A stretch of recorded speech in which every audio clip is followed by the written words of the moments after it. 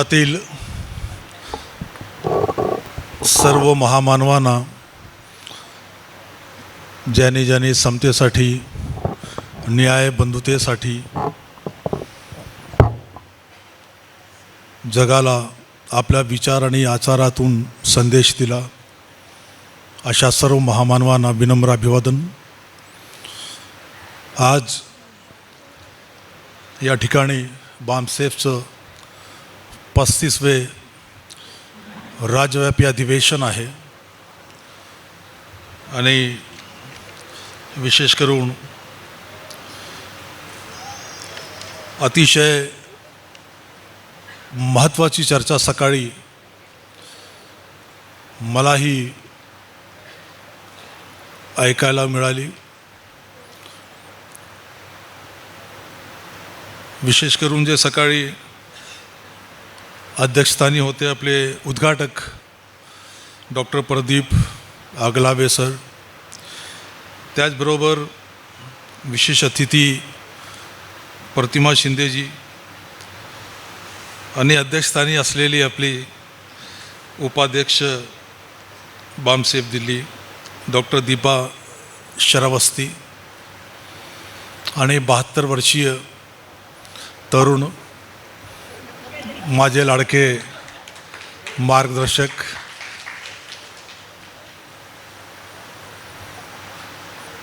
Khaparde memorial ट्रस्टचे chairman आणि जवळपास संपूर्ण आयुष्यच बामसेफसाठी वाहिलेले बी.डी. बोरकर साहेब,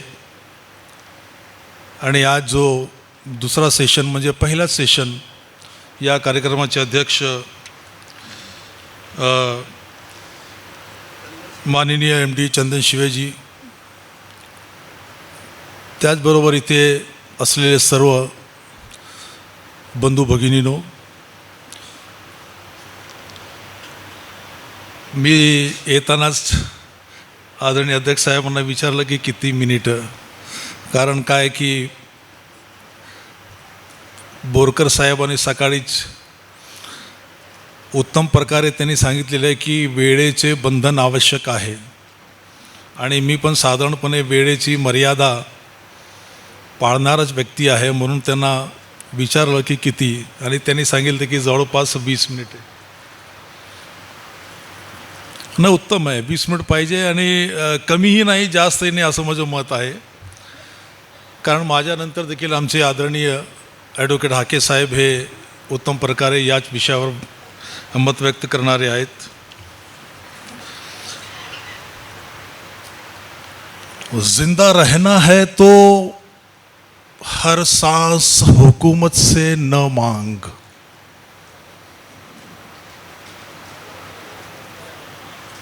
जिंदा रहना है तो हर सांस हुकूमत से न मांग,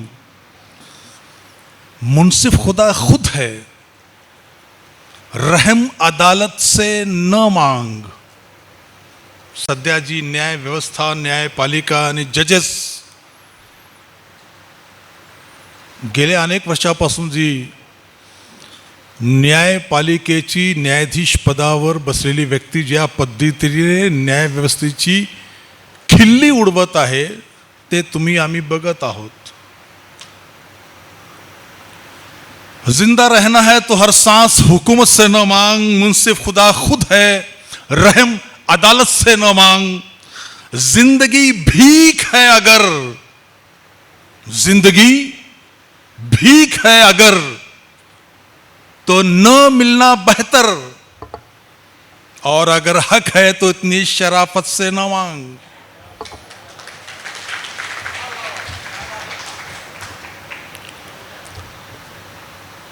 ओबीसी जातीय आधारित जनगणनेबाबतीत लोकांच्या इच्छेचे दमन, लोक उद्रेकाला आमंत्रण। मैं आपसे बहुत ही आदर के साथ और बहुत ही प्रेम के साथ कुछ बातें, क्योंकि ये अपना स्टेज है और मेरा हक का स्टेज है बामसेफ, इसलिए कुछ बातें बहुत ही खुलकर और बहुत ही साफ साफ शब्दों में मैं बताना चाहता हूं। इसमें कोई शक नहीं है कि इस देश में राज चाहे कांग्रेस का रहा हो, यूपीए का रहा हो, एनडीए का हो, और आज जो 2014 से लेकर अब और शायद 24 के बाद में 29 तक भी यही सब कुछ देखने को मिल सकता है, इससे भयानक देखने को मिल सकता है। अच्छी तरह से नोट कर लीजिए मेरी बात को। हमारे अपने सपने और अपने विचार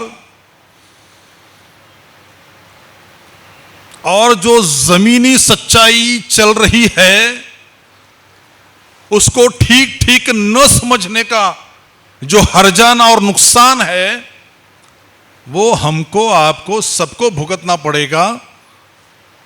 अभी जो हम भुगत रहे हैं ये उस भुगतने की बहुत ही भारी,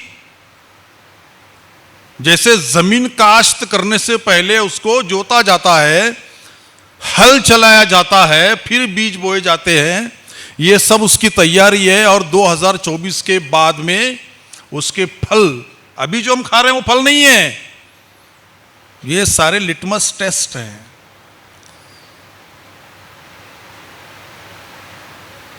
जाति आधारित जनगणना कोई भी सरकार, कोई भी पार्टी इस देश की ईमानदारी से कभी चाहती नहीं है। ये बात समझ लीजिए आप। कोई भी पार्टी, इस देश की कोई भी पार्टी, प्रोगामी, प्रतिगामी, अति प्रोगामी, अति प्रतिगामी, लेफ्ट राइट, सेंट्रल, मिडिल, अपर, लोअर, जितनी पार्टियां हैं सब, कोई भी पार्टी नहीं चाहती। दूसरी बात, इस देश में जो हम कहते हैं ना कि हजारों साल से एक व्यवस्था है, जातीय वर्चस्व की व्यवस्था है, सबको पता है। जाति आधारित, पहले तो यह है कि जैसे बोरकर जी ने बताया था कि जातियां बनाई जिसने, जैसे पेन की एग्जांपल देके उन्होंने बताई थी, तो जातियां बनाई क्यों और किसने बनाई? तो सिंपल है, जिसका कुछ फायदा होगा वो उसको बनाएगा, और बनाएगा तो फायदा भी लेगा, यूं ही कैसे छोड़ देगा। अब ये जो जाति आधारित जनगणना है, अगर उसको, जैसे महाराष्ट्र में 286 ओबीसी जातियां हैं, ठीक है, अब इन 286 जातियों में भी हार्डली 7 कास्ट ऐसी है जो कि डोमिनेंट हैं ओबीसी के अंदर।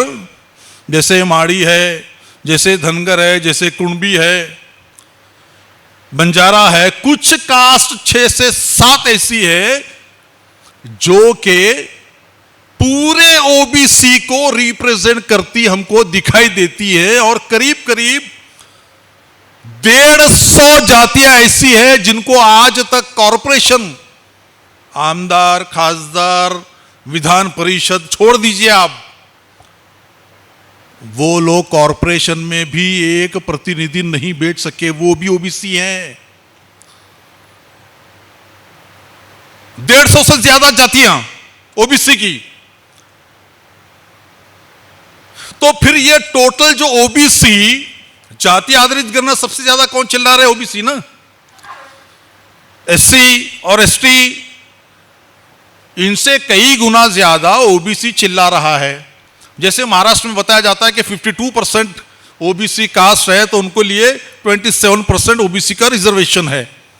फिर हमारे पास पॉलिटिकल रिजर्वेशन की बात शुरू हो गई थी, स्टे आया, कोर्ट हुआ, फिर कमीशन, फिर बंठिया कमीशन, फिर कोर्ट, फिर हाई कोर्ट, फिर सुप्रीम कोर्ट, फिर सेंट्रल कोर्ट। ये सारा प्रोसेस क्या बताता है आपको?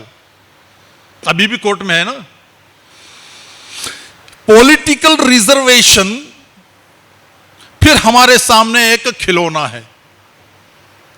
क्यों?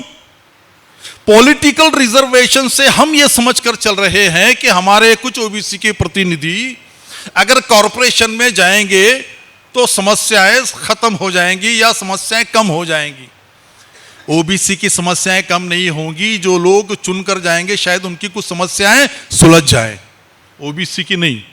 क्योंकि जो उम्मीदवार आप चुनकर देते हैं उसकी विचारधारा क्या है, क्योंकि बाबा साहब ने बार बार कहा है और आज सुबह बुरकर जी ने भी कहा और कई लोगों ने कहा कि this is representation of the community, this is the representation of that caste, this is the representation of that class. ये रिप्रेजेंटेशन है कि आप उस कास्ट को रिप्रेजेंट करते हैं। मतलब क्या करते हैं, उनकी समस्याओं का समाधान करने के लिए आप संघर्ष करते हैं। अब सारा इलेक्शन प्रोसेस इस बात पर होता है कि किस कॉन्स्टिट्यूएंसी में, किस वार्ड में, किस जाति के लोगों की अधिक संख्या है।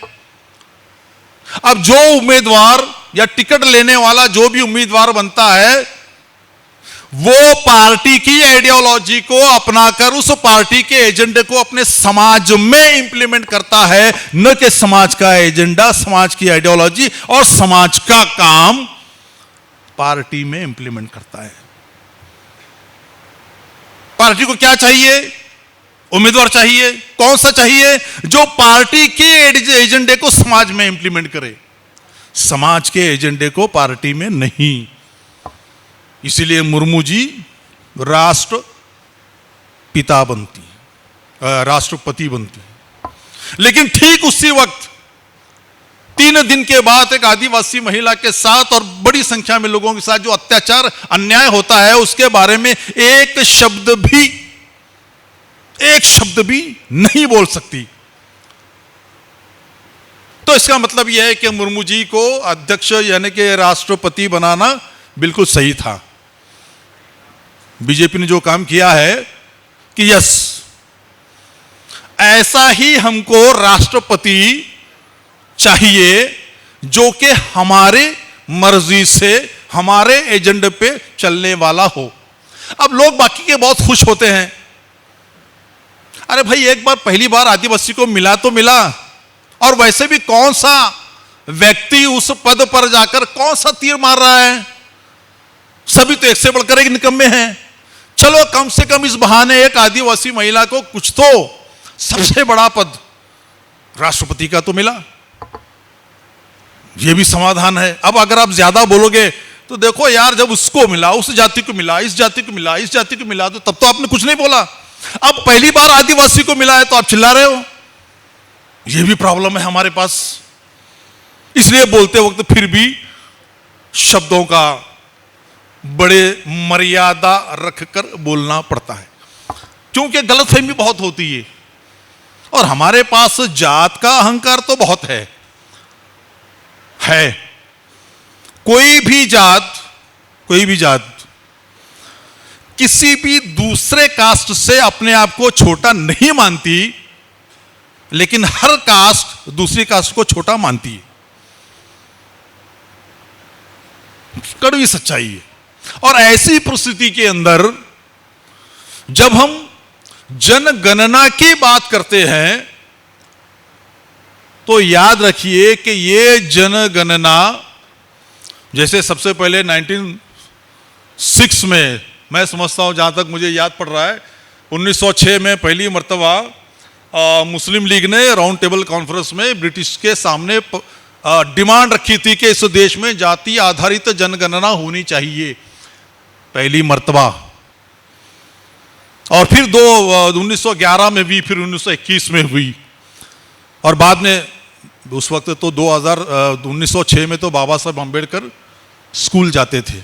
उस वक्त मुस्लिम लीग ने जाति आधारित जनगणना की डिमांड की थी, और बाद में उन्होंने लिखा बाबा साहब ने कि जाति आधारित जनगणना एक ऐसा विषय है जो इस भारत की समाज व्यवस्था, राज्य व्यवस्था को बदलने के लिए काफी है।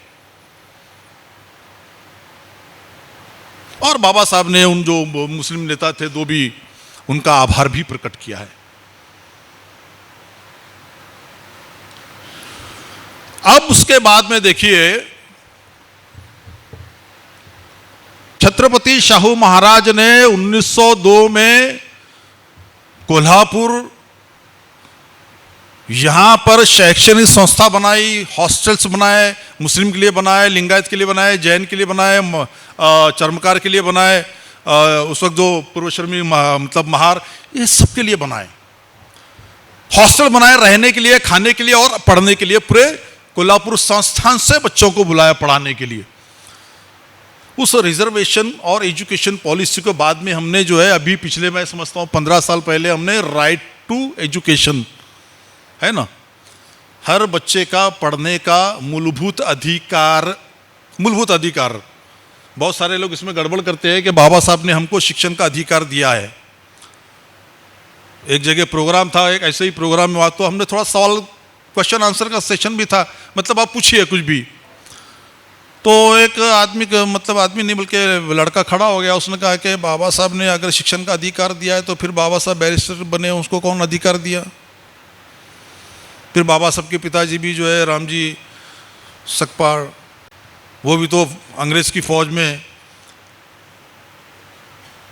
अच्छे ओहदे पर थे, और खुद बाबा साहब ने लिखा है कि मेरे पिताजी की इंग्लिश ग्रामर बहुत अच्छी थी, मतलब सीखे थे, तो उनको अधिकार किसने दिया? कंफ्यूज होते हैं। कम से कम हमारे कैडर्स को ये अच्छी तरह से समझ लेना चाहिए कि बाबा साहब ने कॉन्स्टिट्यूशन में एजुकेशनल राइट को फंडामेंटल राइट बनाया है, फंडामेंटल राइट बनाया है कि इस देश के हर बच्चे का ये मूलभूत अधिकार है कि उसको शिक्षा मिलनी चाहिए। ये फर्क है, शिक्षण का अधिकार और शिक्षण का मूलभूत अधिकार के रूप में समावेश करना। तो मैं बता रहा था आपको, जब 1902 में छत्रपति शाहू महाराज ने ये एजुकेशन सिस्टम लागू किया और वहां के हॉस्टल भी बनाए, बाद में बाबा साहब ने जब कॉन्स्टिट्यूशन बनाया तो 1950 को हमारे देश में इंप्लीमेंट हुआ। 10 अगस्त 1950 ये कम से कम मुसलमानों के लिए ब्लैक डे होना चाहिए। क्यों? 10 अगस्त 1950 को भारत के पहले राष्ट्रपति डॉक्टर राजेंद्र प्रसाद ने एक नोटिफिकेशन के जरिए इस देश में एससी रिजर्वेशन की पूरी जो सिस्टम थी उसको बदल दी। क्योंकि बाबा साहब अंबेडकर ने जो संविधान में जो आरक्षण दिया था उसमें धर्म आधारित नहीं था, बैकवर्ड क्लास था, धर्म आधारित नहीं था। लेकिन डॉक्टर राजेंद्र प्रसाद के 10 अगस्त 1950 के एक नोटिफिकेशन ने इस देश की पूरे आरक्षण को धर्म आधारित बना दिया है। अब अगर कोई यह कहता है कि भारत में आरक्षण धर्म आधारित नहीं है तो वो आरक्षण की नीति को समझा ही नहीं है, वो गलत सोचता है, सरासर गलत है। डॉक्टर राजेंद्र प्रसाद के 10 अगस्त 1950 के सर्कुलर में लिखा है कि इस देश में एससी शेड्यूल कास्ट कौन हो सकता है? जो सिर्फ हिंदू है, उसको एससी का आरक्षण मिलेगा और दूसरे धर्म के लोगों को नहीं मिलेगा। किसको किसको नहीं मिलेगा? सिख बाहर निकल गए, क्रिश्चियंस बाहर निकल गए, मुस्लिम बाहर निकल गए, बौद्ध बाहर निकल गए। बौद्ध को भी 1950 के 10 अगस्त के जो नोटिफिकेशन था डॉक्टर राजेंद्र प्रसाद का, उसके जरिए भी बौद्ध को एससी का आरक्षण नहीं है।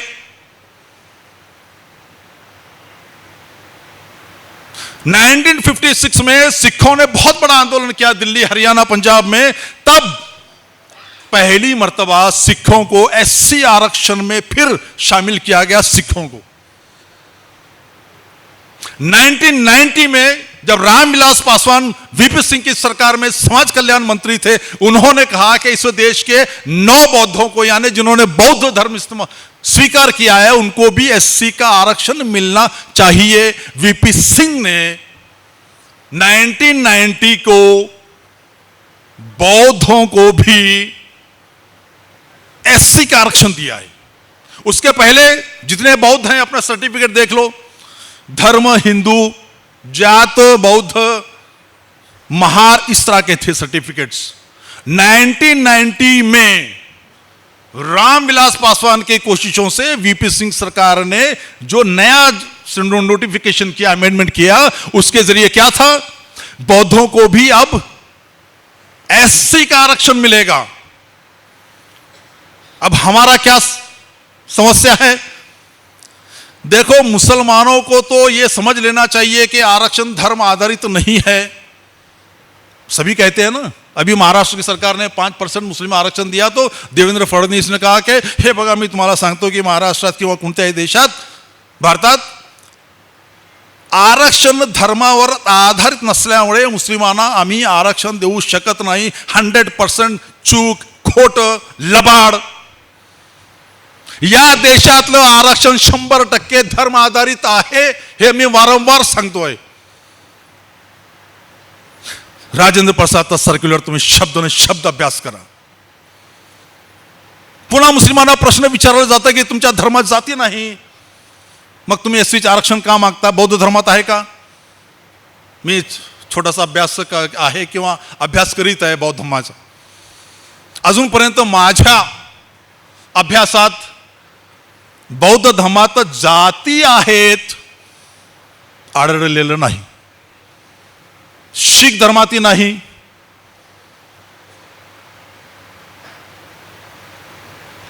एससी त्यांना आरक्षण, बौद्धांना एससीचे आरक्षण, मग मुस्लिमांना का नाही?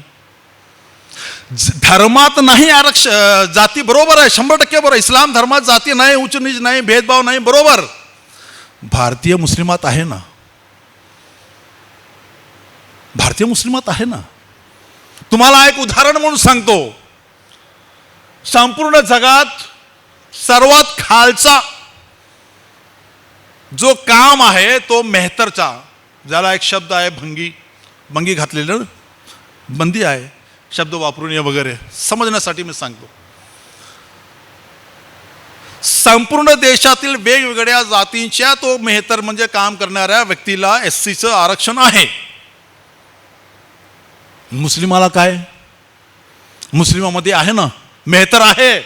तुम्ही मदारी मेहतरचं नाव ऐकलं असेल, छत्रपती शिवाजी महाराजांच्या, या जळगावमध्ये आहे हलालखोर, मग बाकीचे कोण हरामखोर का? तो मेहतर, त्याला एक शब्द आहे का, हलालखोर मेहतर। आणखी एक नाव आहे चौधरी। मुघलांनी वेगवेगळ्या कारणाने काय केलं माहीत, त्यांच्या कुणी अपमान करू नये म्हणून, त्यांना आदराचं स्थान मिळावे म्हणून त्यांना चौधरी, आइए चौधरी जी। कोण आहे तो? मेहतर। मेहतरचा अर्थ ही बडा, लीडर। ह्या पद्धतीने शब्द त्यांच्यासाठी वापरले गेले। त्यांच्या कामाच्या रूपाने किंवा कामामुळे त्यांचा कोणी अपमान करू नये म्हणून, पण आहेत ना। त्यांना ओबीसी पण नव्हतं, एससी एससी सोडा, ओबीसी पण नव्हतं। प्रचंड संघर्ष करून त्यांना काय देण्यात आलं? SBC, special backward class. आता स्पेशल बॅकवर्ड क्लासमध्ये किती जाती आहेत तुम्ही लिस्ट बघा आणि कोणकोणते आहेत। सोलापूरमध्ये लष्करच्या संगमेश्वर कॉलेजच्या समोरच्या भागात एक मोठी कॉलनी आहे, मुस्लिम मेहतर कॉलनी। त्या भागातील अनेक जण माझे मित्र आहेत, कारण थोडीशी माझी काय म्हणतो त्याला आपण, वाढ म्हणा किंवा वेगवेगळ्या प्रकारचे एक बंडखोर वृत्ती असल्यामुळे हमखास तिकडे जाऊन मी जेवायचं नाही, यार इधर तो साला बैठना पड़ेगा, मेहतर आहे। ते एसबीसी अनेक धनाढ्य उच्च शिक्षित म्हणजे अतिशय चांगल्या प्रकारे ज्या समाजा जातीत एक शिक्षण आहे त्यांना एसबीसी, आणि हा मेहतर एसबीसी। एससी देता येत नाही का, तो मुसलमान आहे। सुप्रीम कोर्टात जवळपास 30 वर्षे झाले, त्याच्या अजूनही बोर्डावर केस नाही। UPA NDA सगळे सर्व अनेक वेळा निवेदने दिलो, अनेक वेळा चर्चा झाली, अनेक वेळा आंदोलन केलं, अनेक वेळा भूक हडताल, अनेक वेळा उपोषण, सगळं झालं, पण त्यांना एससीची सवलत मिळत नाही। का मिळत नाही? ते मुसलमान आहे म्हणून। मुसलमान आहे म्हणून मिळत नसेल तर याचा अर्थच असा आहे की संपूर्ण आरक्षण धर्म आधारित आहे, जाती आधारित नाही। जाती आधारित आहे पण ती फक्त हिंदूंची. ये समझून क्या मुद्दा, क्योंकि इस वजह से इस देश की एक बहुत बड़ी संख्या जो मेन स्ट्रीम में आ सकती थी वो नहीं आई है.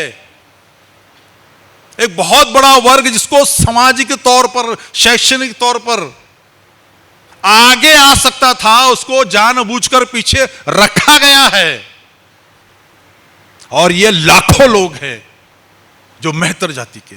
खाटिक, हिंदू खाटिक एससी है, मुस्लिम खाटिक नहीं है, ओबीसी.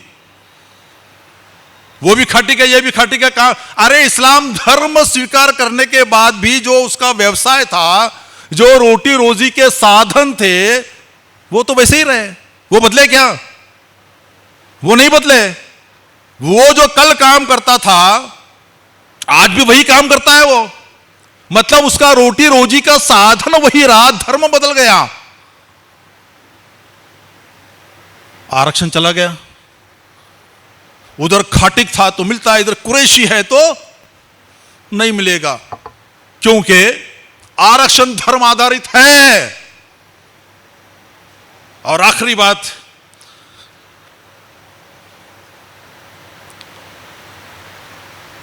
एक बात बहुत ही अच्छी तरह से हम सबको समझ लेना चाहिए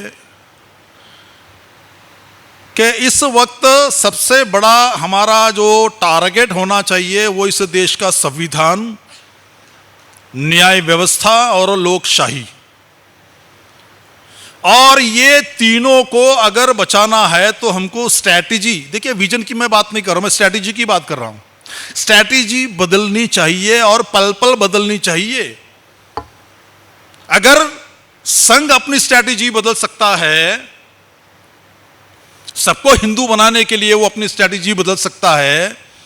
जैसे मेरे उत्तर प्रदेश में कुछ दोस्त हैं, उन्होंने ये इलेक्शन से पहले बताया था कि हमारे गांव में कुछ महंत संत और साधु आकर जो है वो गांव के, वहां तो चमार ये शब्द बहुत ही आम इस्तेमाल, मायावती जी भी कहती है ना मैं तो चमार की बेटी हूं. अभी महाराष्ट्र में बोलेंगे अरे चमार, तो बोले अरे यार ये तो अलग अलग राज्य में अलग अलग समस्या है. तो वहां वो मुझे बता रहा था कि यार हमारे गांव में ऐसा हुआ कि हमारे जो जाति के लोग हैं उनके पांव धोने के लिए शहर से साधु संत ये लोग आ रहे हैं और कह रहे हैं कि इस देश को हिंदू राष्ट्र बनाने के लिए सबसे बड़ा योगदान आप लोगों का होगा, और हमारे पूर्वजों ने जो पाप किया उस पाप को धोने के लिए हम आपके पैर धो रहे हैं, इसलिए आप बीजेपी को, योगी जी को मतदान कीजिए. पैर धोने लगे गांव गांव जाकर. स्ट्रैटेजी बदल रही है, हमको भी बदलना पड़ेगा. पहला जो टारगेट होगा वो किसी भी तरह से ये जो संविधान बदलने के खुलेआम ऐलान करने वाली, घोषणा करने वाली, संविधान की प्रत को जंतर मंतर पर जलाने वाली, नया संविधान हमने लिख दिया है 62 पेजेस का, और 2024 के बाद हम उसको इंप्लीमेंट, ये खुले तौर पे बोला जा रहा है, लेकिन कोई देशद्रोही का ठपका, देशद्रोही का कलम नहीं लगता, न तो उनको जेल में डाला जाता है. ये सब कुछ हो रहा है. और जो सबसे आसान, सबसे प्यारा, सबसे उपयुक्त राम बाण जिसको कहा जाता है, संघ भाजपा के पास क्या हथियार है? हिंदू धर्म खतरे में है. 12% जो बेचारा आधे से ज्यादा सुबह से शाम तक 2 टाइम की रोटी के लिए मेहनत कर रहा है, उससे डर लग रहा है.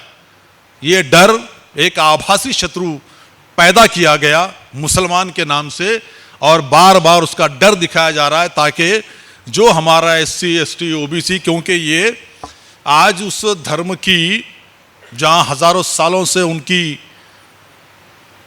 पीड़ित होना पड़ा, उसकी रक्षा करने के लिए ये सबसे ज्यादा आगे बढ़ चुका है. समझाने के लिए जरूरी है कि उसको उसकी जात भी बताई जाए और साथ ही साथ उस धर्म में उसका स्थान भी बताया जाए, और साथ ही साथ सामाजिक शैक्षणिक तौर पर उसकी जो प्रस्थिति है वो भी बताई जाए, वरना भोंगे के लिए सबसे आगे वो बढ़ेगा और फिर 6 थर या 7 थर दही हंडी के लिए वो सबसे आगे बढ़ेगा। फिर हमारे मुख्यमंत्री भी 10 लाख का बीमा भी घोषणा भी कर देंगे। मैंने भी कुछ हाके साहब जैसे मेरे दोस्त थे करीबी, मैंने उनसे बात की, मुझे 20 लाख रुपए का इंश्योरेंस मैं कल के कल प्रेस कॉन्फ्रेंस लेकर डिक्लेयर करना चाहता हूं। 20 लाख का इंश्योरेंस। मैंने इंश्योरेंस के जो मेरे पहचान के थे योगेश शर्मा वगैरह कुछ लोग हैं, मैंने कहा कि मुझे 3 दिन के अंदर पूरे महाराष्ट्र के जो भी व्यक्ति मरेगा, मुझे जो हमारी शिंदे सरकार फडणवीस सरकार है वो 10 लाख रुपये दे रही है, मैं 20 लाख देना चाहता हूं। मरने वाला ब्राह्मण होना चाहिए। जय भीम, जय भारत, जय मूल निवासी। मुझे बोलने की संधि दी, बहुत बहुत शुक्रिया।